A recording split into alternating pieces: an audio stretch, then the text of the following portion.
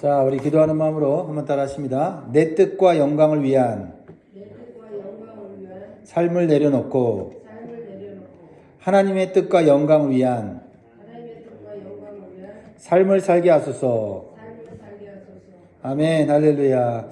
네, 이 추운 아침에 주님 전에 오신 여러분들 주의 이름으로 축복하고, 또 날씨가 춥고 길이 얼어서 오지 못한 분들, 또한 집에서 또 말씀과 기도하러 시작하는 모든 분들에게 하나님의 은혜와 평강이 충만하기를 주의 이름으로 축원합니다. 예수님의 말씀과 가르침은 능력과 권세가 있습니다. 왜냐하면 사람에게서 나온 교훈이 아니라 하나님에게서 나온 교훈이기 때문에 그렇습니다.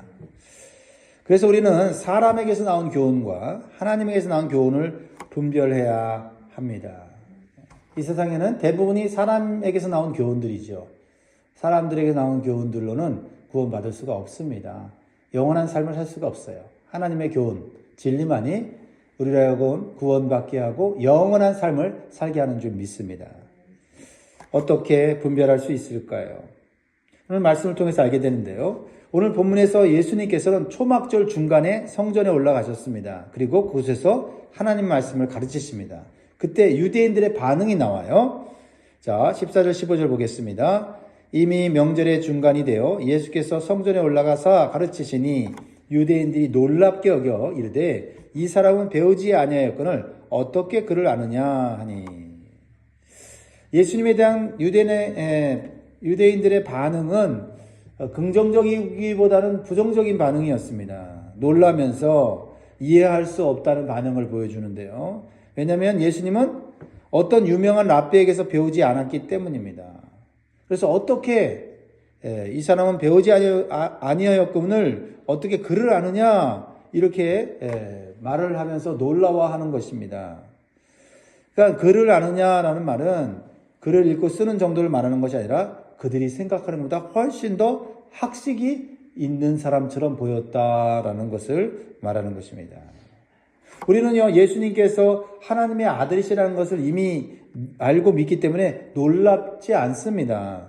그러나 그 당시 예수님은 그 출신이 가난하고 배우지 못한 나사렛 출신이기 때문에 유대인들이 그런 반응을 한 것이죠.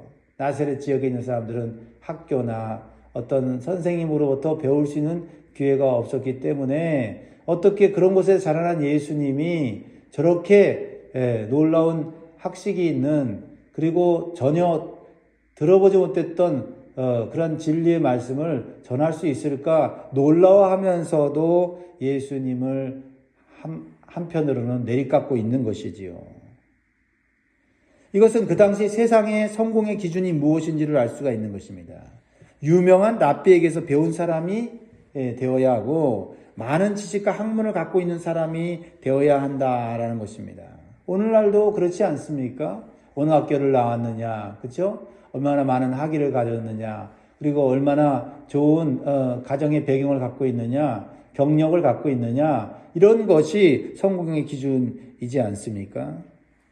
그러나 예수님은 유명한 랍비에게서 배운 적이 없지만 그가 가진 지식과 내용은 세상이 가르치는 것을 능가하는 놀라운 내용과 권위를 갖고 있었습니다. 왜냐하면 그것은 사람에게서 온 것이 아니라 하나님으로부터 온 진리였기 때문인 것입니다. 그래서 예수님은 놀라워하는 유대인들에게 이렇게 말씀하세요. 16절 같이 읽습니다. 시작. 예수께서 대답하여 이르시되 내 교훈은 내 것이 아니요 나를 보내신 이의 것이니라. 나를 보내신 이는 누구를 말하는 거죠? 하나님이죠. 예수님의 교훈은 내 것이 아니다, 사람의 것이 아니다 라고 하는 것을 말하면서 하나님으로부터, 하늘로부터 온 교훈을 가지고 말씀을 전하신다고 지금 증거하고 계시는 것입니다. 그러므로 우리는 예수님께서 주시는 말씀을 세상의 어떤 사상이나 이론보다 더 소중히 여기고 삶의 기준으로 삼고 살아야 될 줄 믿습니다.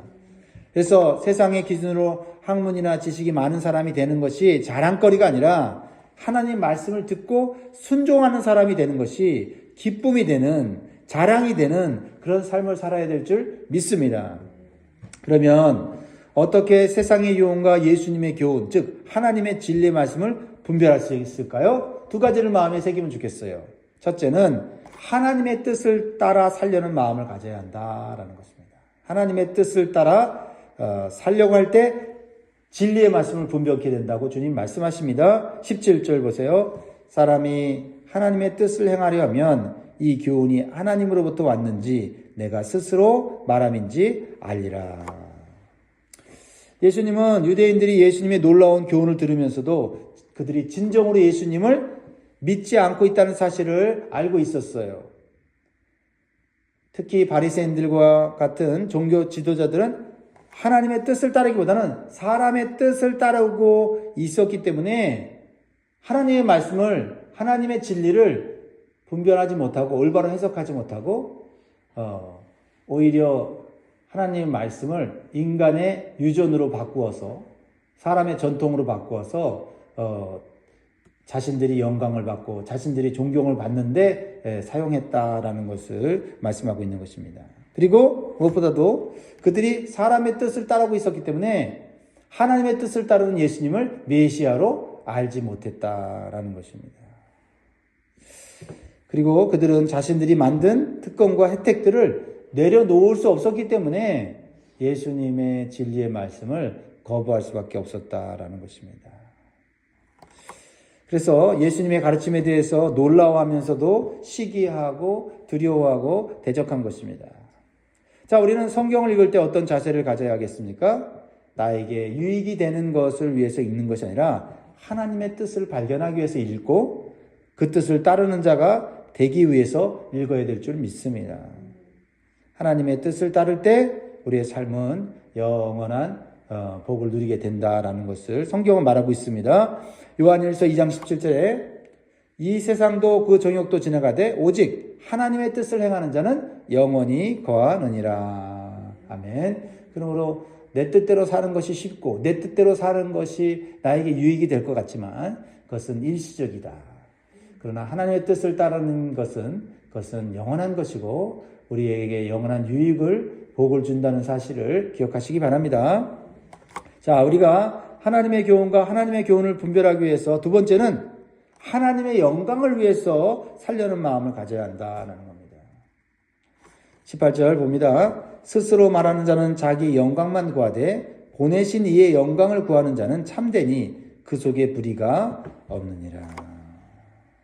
여러분, 이 땅에 많은 사람들은 영광을 누리며 살기를 원합니다. 그것이 인간의 본능이에요. 그런데 우리가 구별해야 될 게 있어요. 내 영광을 위해 사느냐, 하나님의 영광을 위해 사느냐는 엄청난 차이가 있다는 거예요. 유대인들이 하나님의 율법을 열심히 배우고 철저히 지키려고 했습니다. 그런데 시간이 흐르면서 율법을 아는 지식이 많은 사람이 우대를 받게 되고요. 그리고 유명한 랍백에서 배운 사람이 그 사람의 사회적 위치와 신분이 되었습니다. 그래서 하나님의 율법을 가지고 하나님의 영광을 돌리기보다는 자기가 영광받는 것이 목적이 되고 그것이 성공의 기준이 된 것입니다. 그래서 하나님의 율법을 남들보다 더 철저하게 지키는 외적인 모습에만 몰두하게 되고 오히려 내적으로는 이기심과 탐욕이 가득한 삶을 살게 된 것이 율법주의자들의 모습이 된 것입니다. 여러분, 우리도 이러한 모습을 조심해야 되겠습니다. 좋은 동기로 하나님 말씀을 읽습니다. 좋은 뜻으로 우리가 하나님 말씀을 묵상합니다. 그런데 시간이 흐르면서 성경 지식이 많고 성경에 대한 어떠한 교훈들을 내가 남들에게 가르칠 수 있을 정도가 됐을 때 그것이 내 어떤 위치가 되고 그것이 내 자랑거리가 되고 내 영광이 되어서는 안 될 것입니다. 그래서 예수님께서는 외식적인 바리새인들을 보고 겉만 아름답게 하고 내면은 불의가 가득한 것을 비유하여서 뭐라고 비유하셨어요? 회칠한 무덤과 같다고 말씀하셨죠. 마태복음 23장 27절에 보면 화 있을진저 외식하는 서기관들과 바리새인들이여 회칠한 무덤 같으니 겉으로는 아름답게 보이나 그 안에는 죽은 사람의 뼈와 모든 더러운 것이 가득하도다. 우리의 신앙과 우리의 모습을 한번 살펴보시기 바랍니다. 먼저 우리 스스로 보시기 바랍니다. 난 겉을 아름답게 하는데 애쓰는 사람인가 아니면 내면을 아름답게 하는데 애쓰는 사람인가 한번 생각해 보시기 바랍니다. 우리가 예수님을 믿는 이유가 내 유익과 영광을 위한 것인지 아니면 진정으로 하나님의 영광을 위한 것인지를 한번 살펴보아야 할 것입니다. 내 영광을 위한 신앙은요, 사람들에게는 좋게 보이나 내 속에 여전히 시기와 욕심과 더러움이 내 안에 역사하고 있는 것을 느낄 거예요. 그러나 우리가 하나님의 영광을 위한 삶을 살 때 우리의 마음은 진실하고 점점 정결해지는 것을 우리는 또한 느끼게 될 것입니다. 그건 스스로가 알죠. 그래서 우리는 결단해야 되고 선택해야 됩니다. 끊임없이 내 외적인 것을 아름답게 하려고 하는 그런 욕망을 가지고 있는가, 아니면 내 내적인 이 더러움과 죄악과 욕심과 이기심과 교만과 더 이 세상의 그런 악한 생각들을, 더 부정적인 생각들을 내가 버리려고 하는가 하는 우리의 마음 가운데 진정한 영적 싸움이 있는지를 살펴보아야 될 줄 믿습니다. 이제 예수님은 안식일 문제에 대해서 말씀하세요. 예수님께서 안식일법을 어기고 안식일에 38년 된 병자를 고친 것에 대해서 유대인들은 비난했어요. 심지어는 예수님을 죽이려고 했습니다. 예수님이 그걸 아셨어요. 그럼에도 불구하고 예수님은 안식일에 병자를 고치는 것을 멈추지 않으셨습니다. 왜 그러셨을까요? 19절에 보면 예수님 말씀하십니다. 모세가 너에게 율법을 주지 아니하였느냐? 너희 중에 율법을 지키는 자가 없느냐? 너희가 어찌하여 나를 죽이려 하느냐? 유대인들은 그들에게 율법을 준 모세를 가장 존경했습니다. 그러나 예수님은 정작 그들이 율법을 지키지 않았다고 단정지어 말씀하십니다. 그들의 입장에서는 억울할 수도 있습니다. 우리가 모세의 율법을 철저히 지키고 있다고 생각했기 때문이죠. 그러나 예수님은 지키지 않았다고 말하고 있어요.